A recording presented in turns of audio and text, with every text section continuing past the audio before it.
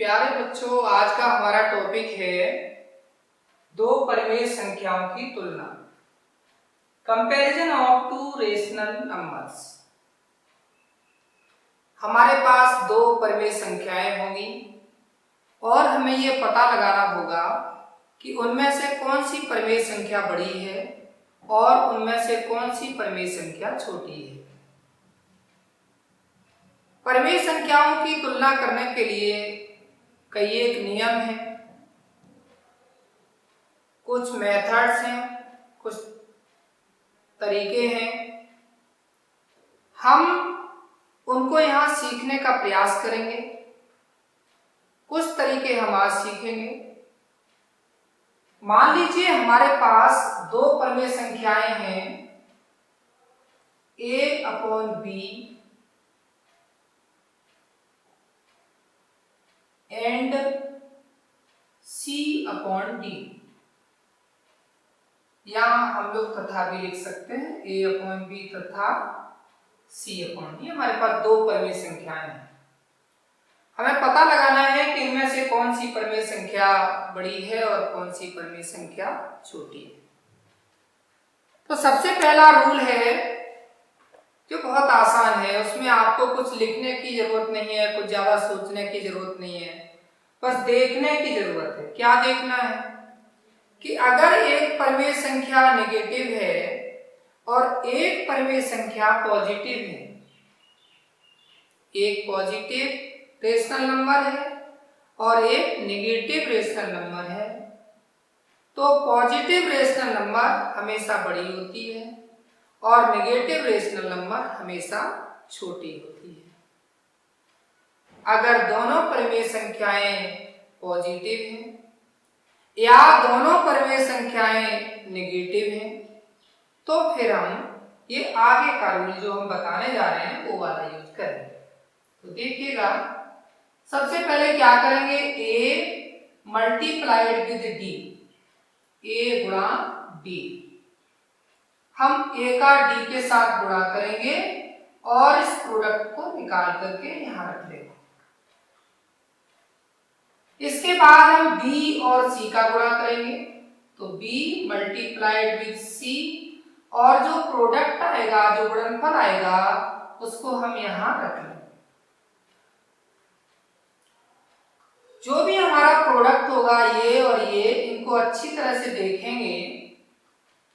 लेकिन कंडीशन ये है कि गुणा करने से पहले आप चेक कर लें कि ये जो हर है वो पॉजिटिव होना चाहिए और इसका भी हर पॉजिटिव होना चाहिए। परिमेय संख्याओं का जो हर है वो नेगेटिव नहीं होना चाहिए। अगर नेगेटिव है तो हम उन्हें पहले पॉजिटिव कर लेंगे। किसी परिमेय संख्या के हर को पॉजिटिव करने के लिए हमने आपको पीछे के वीडियो में तरीका बताया था कि -1 से हम मल्टीप्लाई करते हैं, अंश को भी और हर को भी, तो हमारा जो हर है वो धनात्मक हो जाएगा।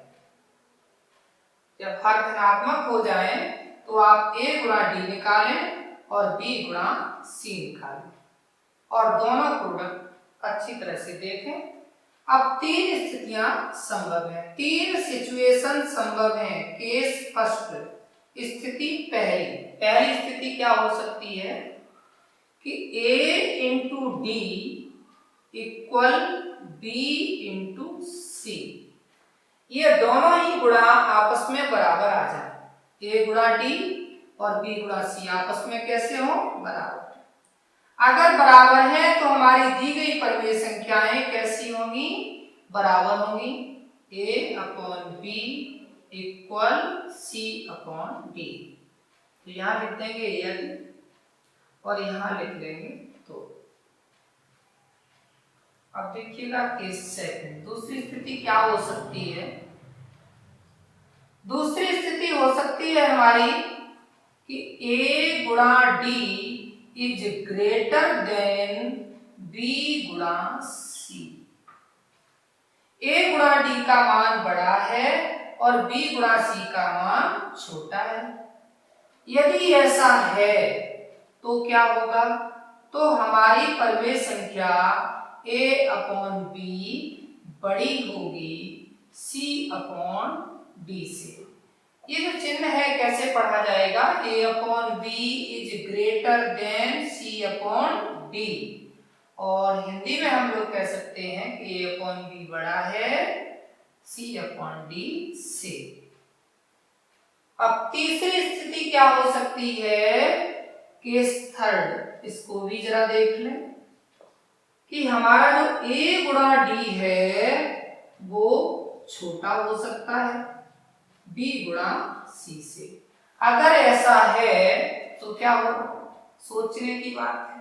यहां दोनों बराबर थे तो हमने लिखा था a upon b equal c upon d।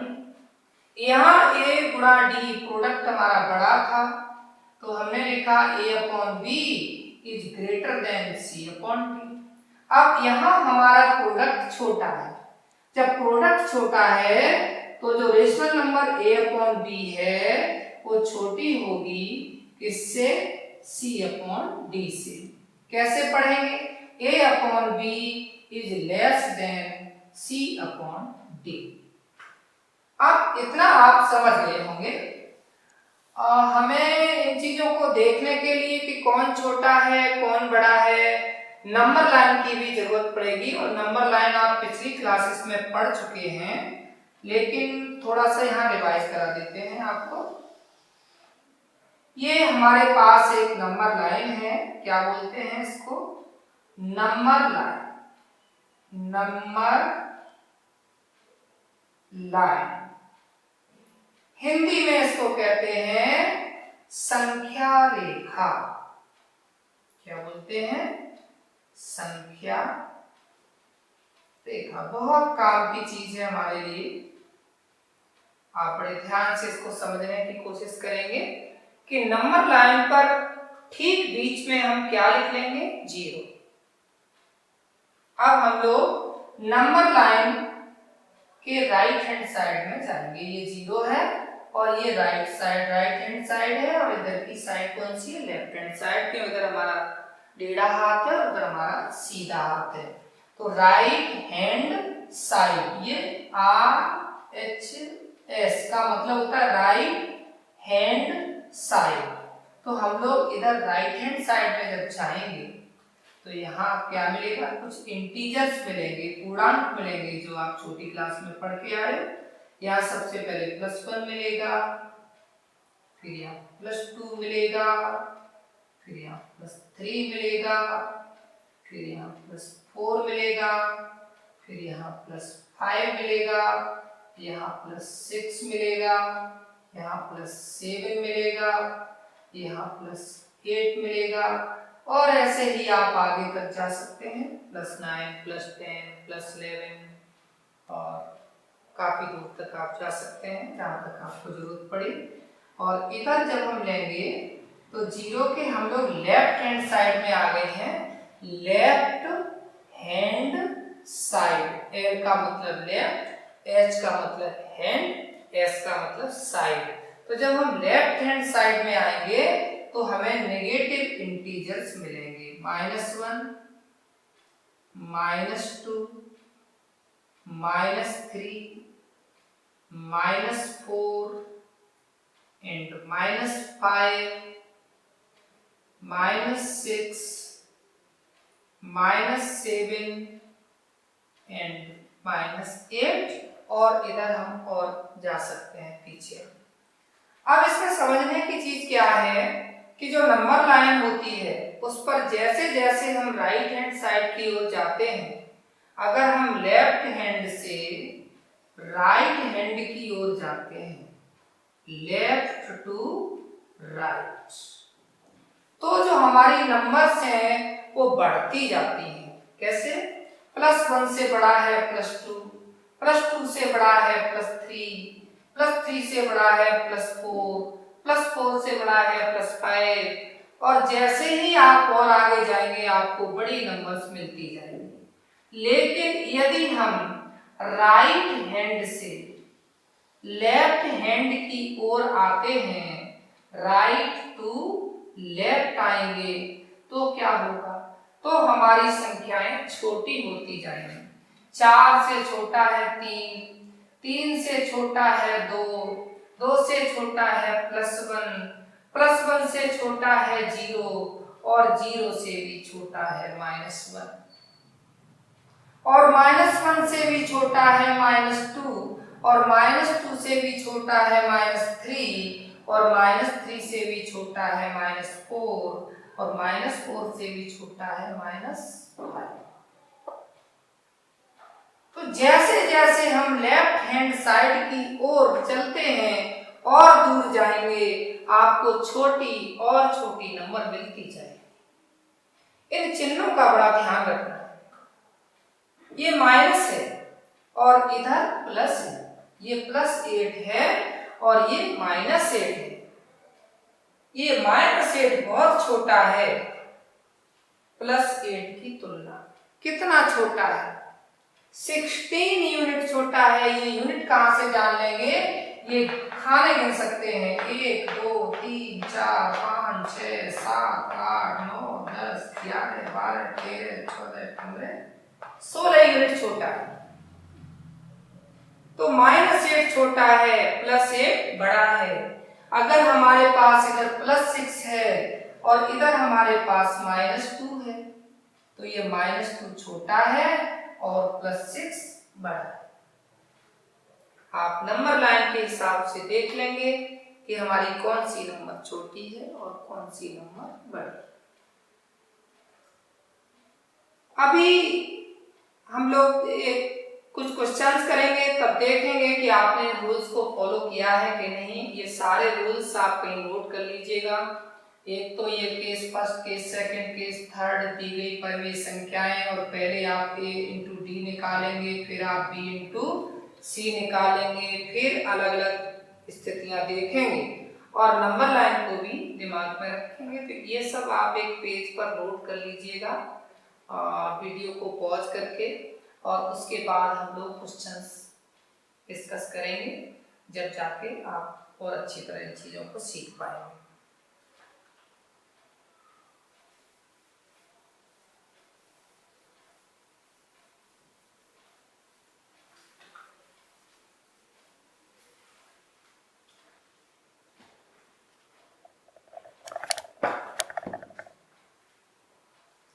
हमारे पास पहला क्वेश्चन है कि निम्न में से कौन सी परिमेय संख्या बड़ी है?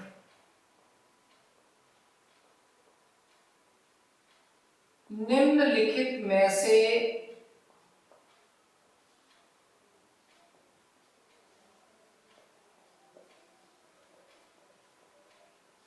कौन सी परिमेय संख्या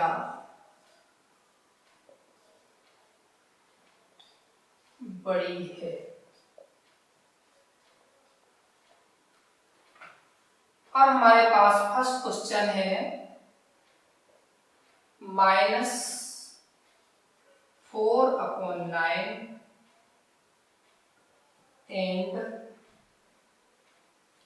7/9। आपको ध्यान होगा, मैंने पहला ही रूल बताया था कि अगर कोई नंबर, एक नंबर पॉजिटिव हो और दूसरी नंबर नेगेटिव हो, तो हमेशा पॉजिटिव नंबर बड़ी होती है। यहाँ ऋण 4/9 एक ऋणात्मक परिमेय संख्या है, नेगेटिव रेशनल नंबर है, जबकि 7/9 एक पॉजिटिव रेशनल नंबर है। जब आप नंबर लाइन पर इसकी पोजीशन देखेंगे तो ये 0 के इधर मिलेगी +79 7/9, ये यहां कहीं होगी, और -4/9 यहां कहीं होगी। तो नंबर लाइन पर जब हम देखते हैं कि अगर आप 7/9 से लेफ्ट हैंड साइड में चल के आएंगे, इधर को चल के आएंगे, तो नंबर छोटी मिल जाएगी, इसलिए -4/9 इसमें छोटा होगा और 7/9 बड़ा होगा।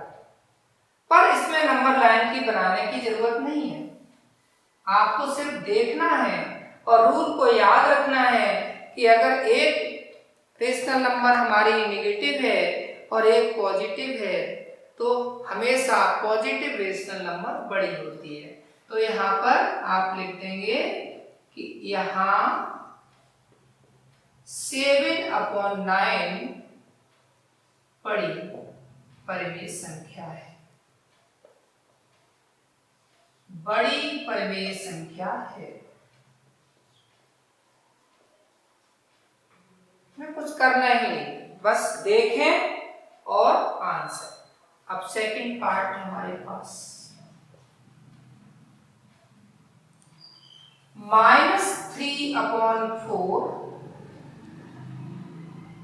एंड -5/8। अब क्या करें? अब हम अपना ए बी और सी डी वाला रूल लगाएंगे। तो A/B एंड C/D क्या करेंगे? सबसे पहले A गुणा D निकालें। A गुणा D, ये जो माइनस है वो यहाँ ऊपर लेंगे अंश के साथ में, क्योंकि हर हमेशा धनात्मक लिया जाता है इस रूल में। A गुणा D, सो -3 गुणा 8, और ये हमारे पास आएगा 3 8 24 माइनस का। आप क्या करेंगे? आप निकालेंगे B गुणा C, तो इट विल बी 4 × -5। जब आप मल्टीप्लाई करेंगे तो आएगा 20। अब आप यहां देख रहे हैं कि A गुणा D और B गुणा C, हमने आपको 3 स्थितियां बताई थी कि या तो A गुणा D बराबर होगा B गुणा C के, या A गुणा D बड़ा होगा B गुणा C से, और या फिर A गुणा D छोटा होगा B गुणा C से। अब यहां है -24 और यहाँ है -20। जब हम नंबर लाइन पर जाएंगे तो लेफ्ट हैंड में होगा -24 और राइट हैंड की ओर जाएगा -20। आप देखें नंबर लाइन पर यहाँ 0 होगा और यहाँ कहीं चलते चलते आपको मिलेगा -20, और इधर चले जाएंगे तो यहाँ मिलेगा -24। तो मैंने आपको बताया था कि जब हम नंबर लाइन पर राइट हैंड से लेफ्ट हैंड की ओर जाते हैं तो संख्याएं छोटी होती जाती हैं। तो जो हमारा -24 है ये दिखने में ही बड़ा लग रहा है, इसके पीछे ये माइनस लगा है, इसलिए ये -20 से भी छोटा है। तो आप 24 को ना देखें, आप ये माइनस भी देखें कि -24 है। नंबर लाइन पे और ज्यादा अधिक दूरी तक हमें लेफ्ट हैंड साइड में जाना होगा, इसलिए A गुणा D का मान छोटा है और B गुणा C का मान बड़ा है। जब A गुणा D का मान छोटा है तो हमारी जो पहली परिमेय संख्या है -3/4 ये छोटी हो जाएगी। -3/4 is less than -5/8। मगर प्रश्न में पूछा था कि कौन सी परिमेय संख्या बड़ी है, तो ऋण 3/4 छोटी है, तो ऋण 5/8 बड़ी है। अतः करके एक लाइन बढ़ा देंगे, अतः -5/8 बड़ी परिमेय संख्या है, बड़ी परिमेय संख्या है। ये हमारा क्वेश्चन नंबर 2 हो गया। अब हम लोग कुछ और एग्जाम्पल्स देखेंगे ताकि इस कॉन्सेप्ट को आप अच्छी तरह से समझ जाएं।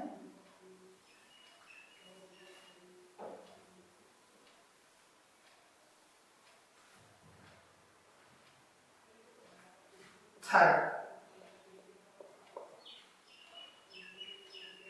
हमारे पास है -7/12 एंड 5/-8।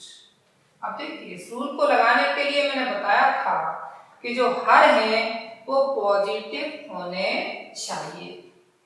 तो क्या करेंगे, -7/12 ये तो हमारा ठीक लिखा है, हाँ, लेकिन इसमें क्या करें कि -1 का मल्टीप्लाई ऊपर नीचे अंश और हर दोनों में जब करेंगे, आप यहां देख सकते हो 5/-8 multiplied with -1 and multiplied with -1, so we get -5/8।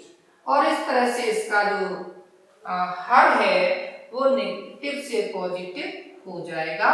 तो हम कैसे लिखेंगे, -5/8।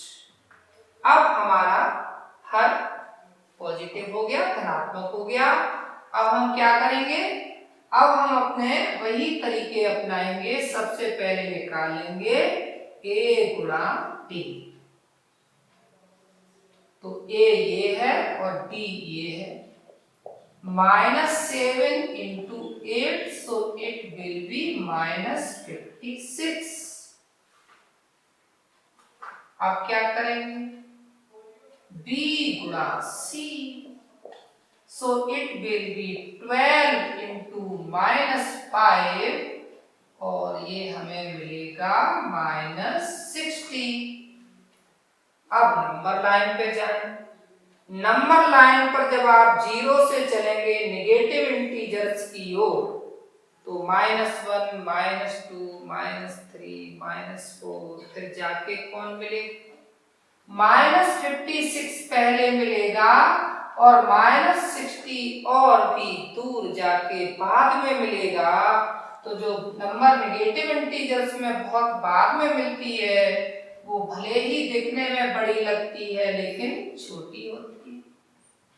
तो जब ये छोटा है तो ये फिर बड़ा हो गया, और जब -56 बड़ा हो गया तो हमारा ये a वाली फ्रैक्शन मतलब a/b, ये a/b की जगह पर है -7/12। ये कैसी होगी, ग्रेटर होगी, किससे, -5/8 से। क्यों, क्योंकि हमने दूसरा नियम पढ़ा था, यदि a गुणा d is greater than b गुणा c, then a/b is greater than c/d। तो इस नियम के आधार पर हम लोग क्या करेंगे, -7/12 ग्रेटर है 5/8 से। इसमें पूछा गया था कौन सी परिमेय संख्या बड़ी है, आते हैं -7/12 बड़ी है या बड़ी परिमेय संख्या है। एक क्वेश्चन और देखेंगे।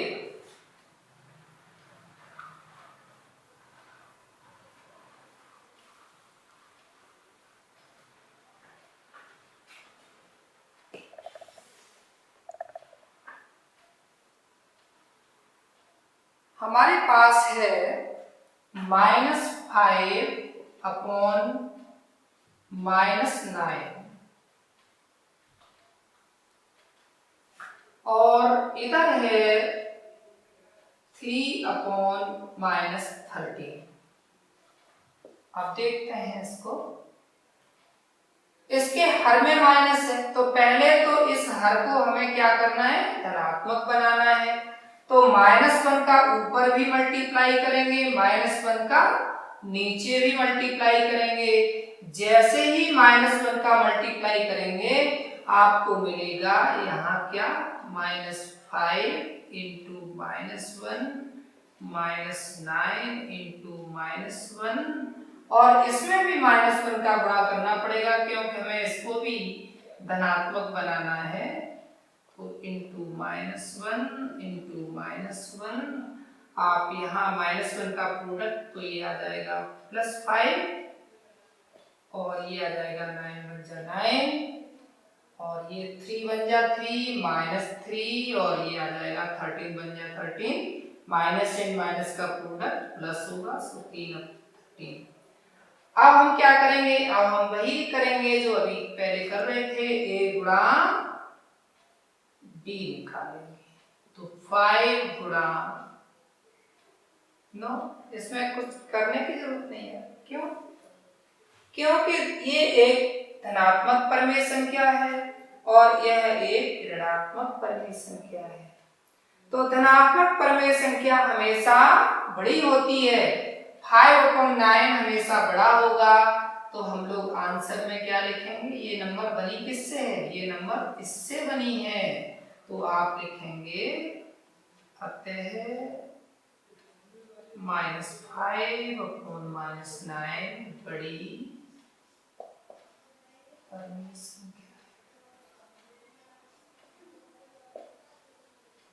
अगर एक धनात्मक और एक ऋणात्मक परिमेय संख्या हो तो फिर आगे हमें a गुणा d और b गुणा c करने की जरूरत नहीं होती है। आप बता देंगे कि धनात्मक परिमेय संख्या हमेशा बड़ी होती है। इस आधार पर 5/9 जो कि बनी है -5/9 से, इसलिए हमने लिखा -5/9 बड़ी परिमेय संख्या है। तो आज का क्लास इतना ही, हम लोग फिर एक नए वीडियो के साथ मिलेंगे। Thank you very much.